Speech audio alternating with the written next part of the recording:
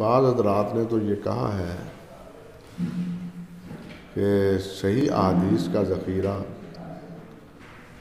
بہت بہت بہت لگائیں تو 10,000 سے زیادہ نہیں.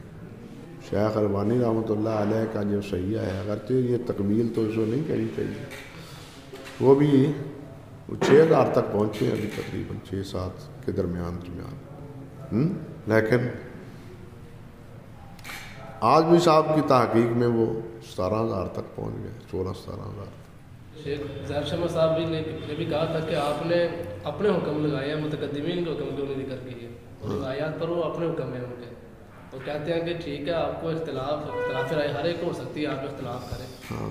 شیخ صاحب یہ تقلید کے زمرے میں نہیں آئے گا کہ ہم یہ بھی اعتراض ہوا تھا، ایک سوال میں نے پڑھا تھا شاید مقبل بن عاطی سے، ان کے سوال سے کہ ہم کسی کا حکم نقل کرتے ہیں تو یہ تقلید نہیں ہے، ہم خود کیوں نہیں اجتہاد کرتے؟ جبکہ اجتہاد قیامت تک ہے، ہم دلائل بھی دیتے ہیں قیامت تک رہے گا اجتہاد، تو پھر خود کیوں نہیں کرتے اجتہاد؟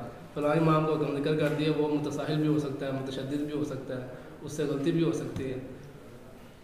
عرض یہ ہے کہ اگر آپ کو متقدمین کے کلام سے اختلاف ہے پھر تو آپ وہ کلام کریں. اگر متقدمین کے ساتھ آپ متفق ہیں تو ان کا کلام نقل کر دیں. اس لیے الفضل للمتقدم. اب آپ کہیں صحیح وصاح البغوی، صحیح وصاح الترمذی، یہی کہیں گے نا بھئی. جب آپ صحاح الترمذی ہے، آپ کو اس سے اختلاف نہیں ہے، خاموش رہے. ہر ایک کا اپنا ایک ذوق ہے. ایک وہ ہے جس کو آپ نے بیان کیا، ایک وہ ہے جو میں نے ذکر کیا. اب آپ کی مرضی ہے جس کو قبول کرے. الفضل للمتقدمین خود یہی انہوں نے ہمیں سکھایا ہے.